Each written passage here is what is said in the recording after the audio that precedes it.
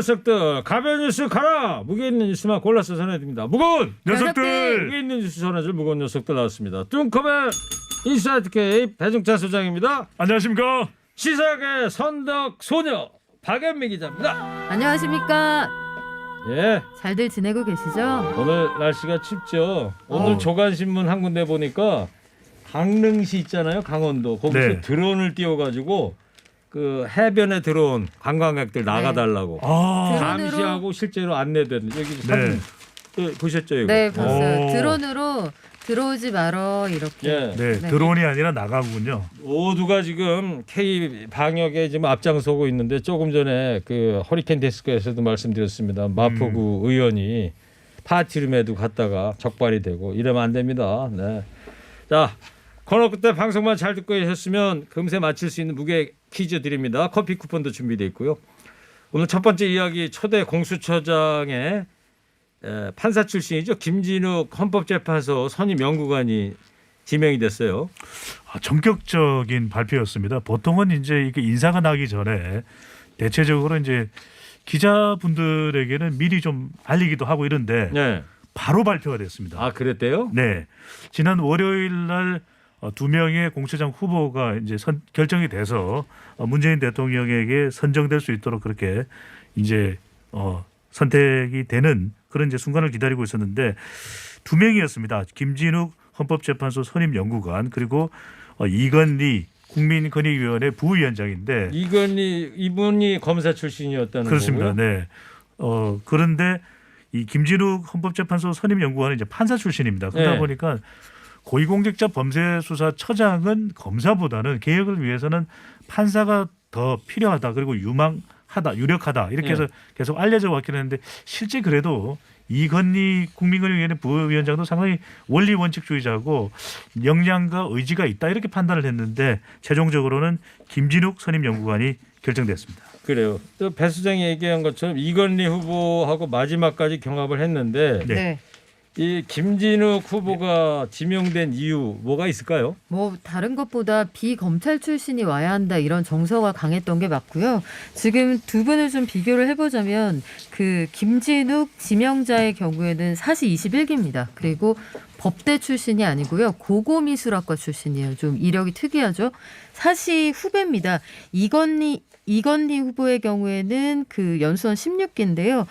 창원지검장을 지내기도 했고 5.18 특조위원장을 지내기도 했고 뭐 수사력 이런 것들이나 경력 면에서는 좀 더 선배인데 비검찰 출신을 선호하는 그런 정서가 좀 있었고 김진욱 후보의 경우에는 판사를 3년 하고 그 대형 로펌에서 12년 동안 있었어요. 네. 그리고 다시 헌법재판소로 가서 여러 자리를 거쳤는데 아마 그 민관을 동시에 이해한다 이런 부분도 두루두루 고려가 된 것 같습니다. 예. 정치권 반응 어떻게 되고 있습니까 지금? 여당에서는 계속해서 이제 김진욱 선임 연구관이 유력하다 이렇게 또 전망을 했었었고요. 무엇보다도 중요한 것은 문재인 대통령의 선택이었고 그런 만큼 존중한다.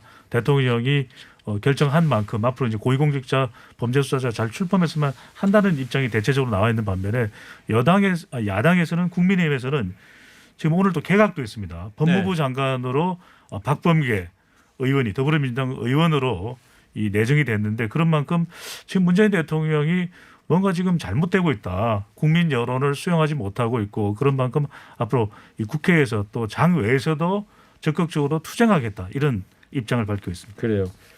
지금 배 수장이 지금 개각 얘기를 했는데 지금 속보로 막 들어왔잖아요. 3명의 그 개각이 있었어요. 법무부 장관으로는 이제 박범계 의원이고 환경부 장관으로는 한정혜 의원, 국가보훈처장에는 황기철 후보자가 이제 내정이 됐습니다. 네. 자, 그런데 이제 공수처장 후보 한 명이 이제 지명이 됐는데 네. 청문회가 남았잖아요. 조금 전에도 보니까 국민의힘 야당 쪽에서 보면 핀셋 검증을 하겠다. 네. 딱딱 끄집어내겠다 이런 자세를 지금 보이고 있지 않습니까? 아마 만만치는 않을 겁니다. 야당 반응이 당장 나온 게 친문 사수처장이다. 친문 사수처장. 꼭두각시다. 정권을 비호하기 위한 자리다. 이렇게 비판을 하고 있는데요. 강남 전세 얘기가 벌써부터 나오고 있어요. 그러니까요. 자가도 없는 강남 전세 사는 사람이다. 그러니까 세입자 출신의 청렴한 공직자다. 이렇게 설명을 했는데 대치동에 13억 원짜리 전세가 진짜 전세 사는 사람이라고 볼 수 있느냐. 이런 논란을 이제 일각에서 제기를 하고 있는 거죠. 교육 네. 문제 때문에 종전 주택을 팔고 이쪽으로 이사를 갔다고 하는데 이런 문제부터 시작해서 아마 그간의 이력 그리고 김앤장이라고 하는 여러 가지 성격을 가지고 있는 그 대형 로펌에서 12년 동안 근무했던 것 판사로서의 경력이 상대적으로 짧다는 점 이런 것들을 지적할 것으로 보입니다. 네, 이제 새해가 되면은 국회가 또 바빠지겠네요. 청문회로. 네, 만만치 예. 않을 거예요. 공수처장 후보자 청문회 있지. 지금 개각한 박범계, 한정혜, 황기철 이분들에 대한 또 인사청문회도 열릴 것 같고요. 그리고 이제 29일에도 개각 관련된 발표가 있는데 오늘 또 전격적으로 내리지 않았습니까? 예. 그런 만큼 뭐 추장관 배려했다 이런 의미도 있지만 좀 더 여론에 더 민감하고 적극적으로 반응한 청와대의 개각 인사다 이런 이야기도 있기 때문에 지금 박영선 중소벤처기업부 장관이 빠져 있습니다. 그게 빠져 있네요. 서울시장 출마 가능성이 높은데 그런 만큼 1월 달에 중소벤처기업부 장관 박 장관과 경제팀까지 묶어서 개각할 가능성도 또 전망이 나오고 있거든요. 그런 만큼 원래는 이낙연 대표가 한 두어 차례 정도의 이 개각이 예정되어 있다고 얘기를 했는데 이렇게 되면 한 세 차례 또는 심지어는 네 차례 정도도 되는 것 아닌가라는 이야기가 나오고 있어서 앞으로의 개각 그리고 인사청문회 전국이 1월 달에 계속 진행될 가능성이 높아 보입니다. 네, 뭐 청와대나 여권에 어떻게 배 소장 이렇게 취재원 좀 있어요? 깔려 있죠. 깔려 있어요? 네, 밝힐 수는 없고요. 그렇죠. 취재원은 밝히면 안 되니까. 네네. 그 취재원들한테 다 받은 정보를 얘기해 드리는 거죠. 그렇죠. 제일 믿을 만한 정보는 김경래 PD로부터. 그쪽에 공을 남겨. 네. 저 3810 청취자가 우와 뚱커벨 군은 오늘 미용실 다녀온 것 같네. 어제는 머리 상태가 엉망이던데. 뚱커벨 군. 뚱커벨 군 얘기하니까 또 우리 박연미 양 네. 박연미 양. 어제 월요일부터죠. 아, 네, 6시부터 TBS 네, 시사 명당 명랑 시사. 진행도 하고 계시고. 네, 명당 시사. 예. 정말 잘하시더라고요. 감사합니다. 완전 매끄럽고 깔끔하게. 고정 진행자가 되신 거예요? 아니 임시 고정 진행자예요. 임시직입니까? 네, 대타로 왔는데 어. 그 구멍을 메우고 있는데 또 못한다고 하기도 뭐하잖아요. 네, 적당 간결하게 하시죠. 아니요, 잘하고 있어요. 네. 자,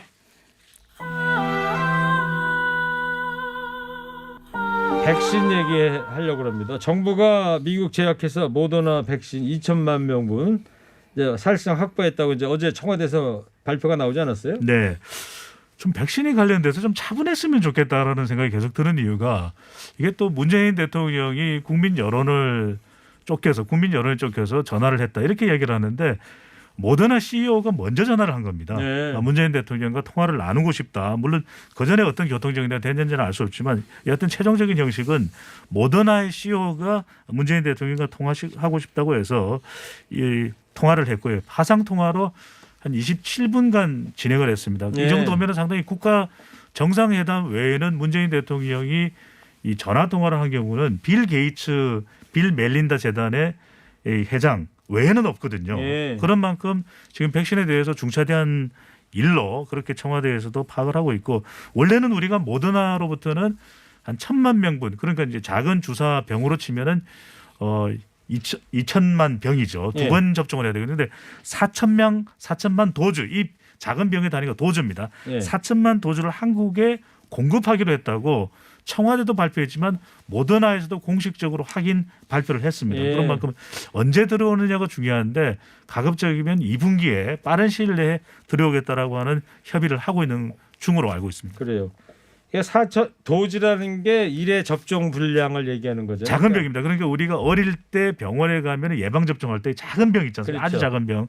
요구르트 병보다도 작은 그 병이 원 도즈 하나의 그렇습니다. 도즈가 됩니다. 근데 2천만 명분인데 왜 400만 도주가 되느냐? 이거는 4천만 도즈. 두 번 접종을 그렇죠. 해야 되기 때문에 그렇습니다. 4천만 개가 와야지 네. 2천만 명을 일리에 접종을 할 수 있으니까. 이건 다 아는 이야기인데. 다 아는 얘기예요? 저만 몰랐어요? 아니 농담입니다. 자, 그리고 세계 각국이 이제 백신 확보 전쟁 중인데 문재인 대통령 등판으로 분위기가 달라졌다. 이런 보도들이 많이 나오고 있어요. 네, 지난 8월부터 우리 협상팀이 이제 끊임없이 여러 제약회사들하고 얘기를 하고 있었는데 이게 좀처럼 확 진전이 되지는 않은 상황이었거든요. 예. 그리고 도입할 수 있는 시기도 원래는 하반기쯤으로 예상이 됐는데 문재인 대통령이 직접 나서서 아마도 이런 모양새를 갖췄겠죠. 사전 그 정지 작업을 하고 전화를 대통령이 직접 거는 건 모양새가 좋지 않으니 전화를 먼저 거는 건 그쪽이 하는 아마 그런 절차를 거쳤을 미국의 겁니다. 모더나 쪽에서 먼저 그렇죠. 하게. 한 나라의 정상이 일개 기업에 전화를 걸 수는 없는 거잖아요. 그래서 그쪽 CEO가 전화를 해서 우리 대통령이 현재의 사정을 얘기하고 상호 교류 방안을 아마 모색을 했을 거고요. 이걸 통해서 결정적으로 설득을 했다 이런 얘기가 흘러나오고 있는 상황인데 뭐 그쪽도 뭔가 얻어가는 게 있으니까 이번 협상이 이루어졌을 거다 이렇게 예상해 볼 수 있습니다. 네. 뭘 얻어갈 수 있다고 생각할 수 있을까요, 우리가? 일단 이 모더나라는 회사가 그 백신의 기술은 가지고 있는데 백신을 생산해서 유통하는 데는 여러 가지 과정이 필요해요. 네. 일단 이런 방식으로 백신을 대량으로 생산해 줄 수 있는 공장이 필요하고요. 네. 그걸 담을 병, 주사기, 주사를 놓을 인력, 그리고 이걸 유통할 수 있는 공급망이 다 필요한데 네. 그중에서 이 생산부터 유통까지 굉장히 안전하게 할 수 있는 대량 제조 시설을 갖춘 나라가 한국인 거예요. 그래서 지금 모더나도 한국에서 대량으로 생산을 해서 전 세계로 빠르게 공급할 수 있으면 본인들 장사에 도움이 되잖아요. 네. 그래서 이미 오늘 증시에서 보면 이른바 모더나에 대한 테마주로서 네. 몇 개 제약회사들의 주가가 굉장히 많이 뛰고 있습니다. 아, 그렇습니까? 근데 모더나가 지금 우리나라한테 이렇게 뭐 잘 보이려고 하는 건 전혀 없는 게 이미 모더나는 갑 중에 갑이 된 거 아니에요? 네, 그렇죠. 지금 뭐 주한미- 생산하기도 전에 수억 개가 이미 계약이 됐다는 거 그러니까 아닙니까? 전 세계 모든 나라에서 전 세계 모든 사람이 백신을 원하는 상황이잖아요. 네. 뭐 그에 대한 공포도 있다고 합니다만 그런 상황이면 더 많이 사랑하는 쪽이 을 아니에요. 예. 그런데 모두가 사랑하면 이쪽이 골라서 택할 수 있겠죠. 그렇죠. 아마 어디 분석에 보면은 한국에다가 위탁 생산 기지를 만든다는 것 자체가 네. 모더나라든가 다른 바이오 회사들이 세계적으로 인식을 자기네 회사들의 인식을 K방역으로 유명한 코리아에다가 자기네 위탁 기지가 있다. 네. 자기네들의 마케팅 효과도 있을 것이다. 이런 분석도 있더라고요. 그리고 지금 백신 같은 경우에 대량 생산할 수 있는 능력 자체가 대한민국 1위입니다. 삼성 예. 바이오로직스가 이제 이미 개발된 의약품을 재생산하는 또 대량 생산하는 CMO에 대해서는 CMO 관련해서 세계 1위거든요. 네. 그리고 아스트라제네카도 좀 이따 말씀드리겠지만 이것도 SK 바이오사이언스 한국에서 생산될 수 있기 때문에 그만큼 우리가 더 빨리 계약을 할 수 있는 원인일 그렇죠. 수도 있는 거거든요. 그러니까 네. 모더나와 앞으로 한국 제약사 간에 어떻게 협력이 되느냐 이 부분도 상당히 중요한 거죠. 조금 첨언을 드리자면 그 모더나에서 받아서 우리가 백신을 개발할 수 있는 시설은 뭐 녹십자나 한미약품, 네. 또 동아의 자회사인 ST팜 이런 것들이 갖추고 있고요. 오. 삼성바이오로직스하고 셀트리온은 그쪽이 아니라 치료제 쪽이에요. 예. 그래서 백신 쪽을 생산할 수 있는 설비는 없습니다. 네. 알겠어요. 예. 그러면 이제 아스트라제네카 같은 경우는 SK 바이오하고 뭐 위탁 생산을 한다는 얘기는 들었는데 모더나 같은 경우는 아직 위탁 생산을 어디서 할지 그거는 아직 미정인 거죠. 네, 미정이에요. 미정인데 아마 여러 회사를 복수로 지정할 가능성이 있어 보이는 게 한 네. 회사에서 하다가 여기서 문제가 생겨버리면 전 세계 공급망에 문제가 되잖아요. 알겠어요. 아마 해지를 할 겁니다. 그리고 허대에서도 잠깐 말씀을 드렸는데 영국의 그 아스트라제네카 백신 네. 있잖아요. 이게 지금 뭐 유럽에서 문제가 있다. 아직 그 정식 인가가 안 났다 이런 얘기 나오고 있단 말이에요. 그 아스트라제네카가 우리가 가장 먼저 계약을 한 것이 영국의 아스트라제네카거든요. 그렇죠. 그런 만큼 빨리 성인이 나야 되는데 미국에는 FDA 바로 식품의약국이 있어서 여기서 성인되면 이제 전 세계적인 검증이 됐다고 보고서 우리가 이제 도입을 하는 겁니다. 그러니까 화이자나 모더나의 경우에는 미국에서 이제 승인이 됐기 때문에 국제적으로 인정을 받는 셈인데 우리의 경우에 지금 이제 아스트라제네카가 가장 유력한데 아직까지 임상이 완전히 끝나지 않았고 영국 내에서도 한 1월 4일 경에 이 영국 내에 승인이 가능할 수도 있고 유럽의 경우에는 이 미국의 FDA와 같은 기능을 가지고 승인을 내주는 것이 EMA거든요. 네. 아직 이 승인 의뢰 신청도 안 했다고 합니다. 그래요? 그러다 보니까 우리가 지금 두 가지를 검토하고 있는데 하나는 영국에서 승인되면 우리가 사용하는 방법, 또 우리가 자체적으로 승인해서 이것이 이 승인돼서 우리가 사용하는 방법인데 우리가 승인하는 건 좀 위험 부담이 있거든요. 그러면 예. 영국이 승인되면 우리가 사용할 텐데 예. 그런 상황도 아니라고 하니까 이제 이게 우리가 과연 얼마만큼이나 아스트라제네카를 믿을 수 있는가 약간 빨간불이 들어와 있는 상태인 거죠. 예. 그리고 제가 궁금한 게 왜 영국의 그 할머니인가 그분이 이달 초에 최초로 백신 접종을 했다고 그러지 않았어요? 네.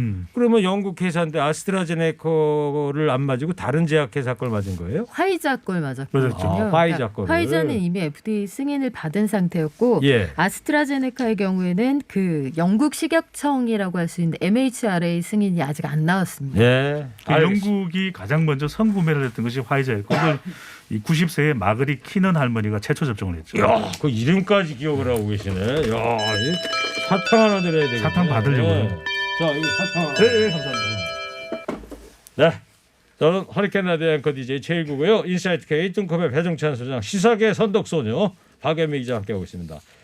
국회 제출된 정부의 중대재해기업처벌법이 법사위 소위 심사 과정부터 진통을 좀 겪고 있는데, 근데 2명 이상이 사망해야 중대재해로 본다 이렇게 알려져 있던 게 심의 과정에서 뒤집혔다고요? 이거 우리 TBS가 단독 인터뷰한 내용이죠? 맞습니다. 어제 박연미가 명랑 시사에서 오, 우리 더불어민주당의 박주민 의원을 인터뷰하는 과정에 얻어낸 와. 발굴 특종인데요. 야, 그러면 저 말씀 듣기 전에 서탕을 일단 좀 하나 아, 드리면서. 감사합니다. 자, 패스합니다. 간판 밑으로.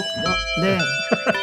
그 박주민 의원이 어제 법사위 소위에 참석을 하다가 중간에 나와서 이제 뭐 감사한 일이죠. 중간에 나와서 인터뷰에 잠깐 응해 주셨는데 네. 이게 재정법이잖아요. 대체 중대재해의 정의란 무엇인가 여기서부터 시작을 하는 거예요. 오. 중대재해를 2명 이상 사망할 때로 볼 거냐 아니면 1명이라도 인명사고가 날 때부터 중대재해로 볼 거냐 요걸 가르는 그런 상황이었는데 당일 보도에는 어제 내내 2인 이상이어서 이거 굉장히 후퇴했다 비판 보도가 많았거든요. 그런데 재정법에 결국 최종적으로는 1명이라도 사망할 경우에 중대재해로 본다. 네. 이렇게 정의를 하면서 시작하는 걸로 그래서 그 2인 이상이라서 되게 후퇴한 법이다. 이렇게 보도한 건 결과적으로 오보가 됐습니다. 아, 그렇군요. 중대재해기업처벌법 아주 중요할 것 같아요, 오늘. 네, 아주 중요한데요. 밑줄 몇 개 쳐야 돼요? 중대재해기업처벌법 우리 2,400개 한번 쳐볼까요? 2,400개. 네. 밑줄을 2,400개. 의미가 있는 숫자인데 우리가 그 평균 연평균으로요. 그 사업장에서 근무하다가 재해 때문에 돌아가시는 분이 2,400명 정도 된다고 합니다. 알겠습니다. 사상자까지 포함하면 8만 명이 넘는다고 해요. 그렇습니다. 네. 좀 길긴 한데요. 중대재해기업처벌법. 네. 자, 정부안은 그냥 종합본이지 아직 정해진 게 아니다. 여당은 이렇게 설명하던데 이게 맞습니까? 그러니까 박주민 의원이 어제도 강조했던 게 뭐냐면 지금 정부안이 원안보다 훨씬 후퇴했다 이런 얘기가 많았어요. 그게 어제 비판적인 논조의 주된 내용이었는데 일단 어제 안은 그거였다는 거예요. 법사위에서 논의한 건 박주민 의원이 발의했던 그 안에다가 고용부, 중소기업부 등등에서 관계부처들이 되게 많지 않습니까? 여기에서 생각하는 의견을 다 모아서 법무부가 그 스테이플러 딱 박아서 나눠준 거다. 의견이 이렇게 있으니 여기에서부터 논의를 시작해 보자 종합판이었지 그게 결정된 게 아니다. 그러니까 밑그림이었지 이게 최종적인 디자인이 아니었다. 이 부분을 강조하고 있어서 최종안에서는 상당히 그 보도된 내용하고 다른 부분이 포함이 될 가능성도 남아 있습니다. 예, 알겠습니다. 자, 여기까지 하고요.